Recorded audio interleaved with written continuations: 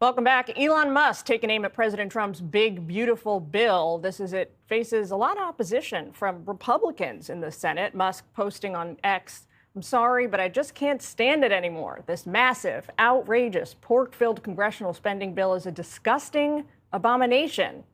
Shame on those who voted for it. You know you did wrong. You know it." Well, the White House just responded a moment ago in the briefing. Take a listen.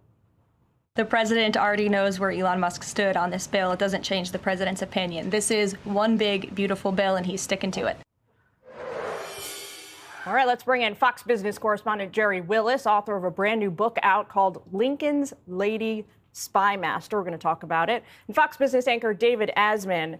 David, we talked about this last week. Yeah. This is hardly like the first time that Trump and Musk have had a spat over policy.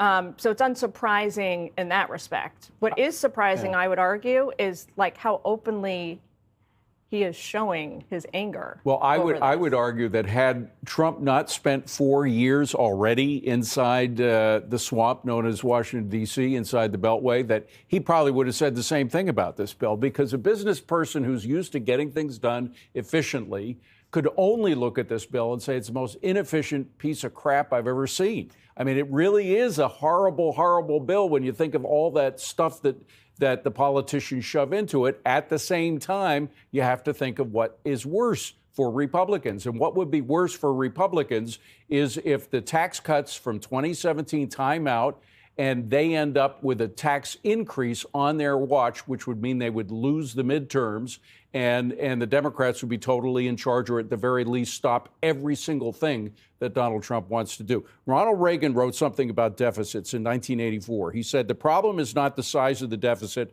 it's the size of the government's claim on our economy."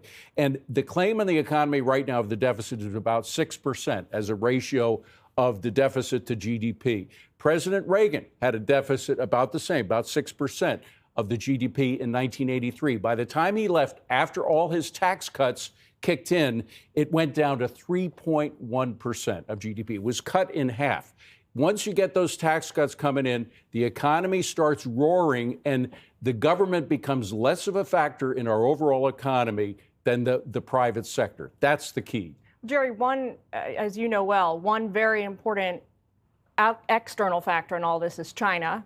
We're anticipating a call between President Trump and President Xi this week. Take a listen to Caroline Leavitt in the White House briefing and get your reaction. This letter was simply to remind these countries that the deadline is approaching and the president expects good deals, and we are on track for that.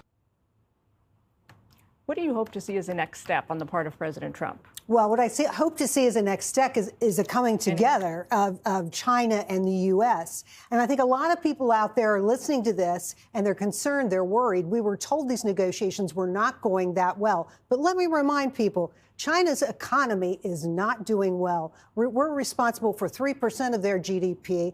Their property industry is in shambles. They're not growing. In fact, prices are going down, which is a sign of a recession or worse. Xi's position is actually declining in China itself. So they are making a good face, but they've got a lot to work on. David, how can you have an economy that relies on forced labor and slave labor in many instances and still not be doing that well? Well, the bottom line is that Xi himself, a lot of people that know more about what's happening in China than I do, is on tenterhooks right now. It's a very, very delicate situation, as Jerry was saying. And there were riots in the street when the initial tariffs were put in place.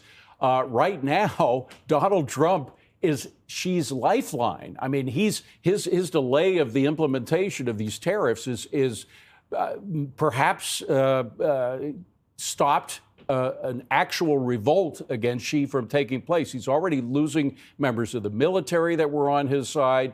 So he's in desperate straits. They need us a lot more than we need them when you look at the figures. So I think eventually there's going to be something. The problem is that we know that anything they put on paper is going to be a lie, or if it's not a lie, at the very least, they won't honor it. They never have, and they never will. I could talk to both of you about this literally for the rest of the show, but I want to make sure we get in time to talk about Jerry's new book.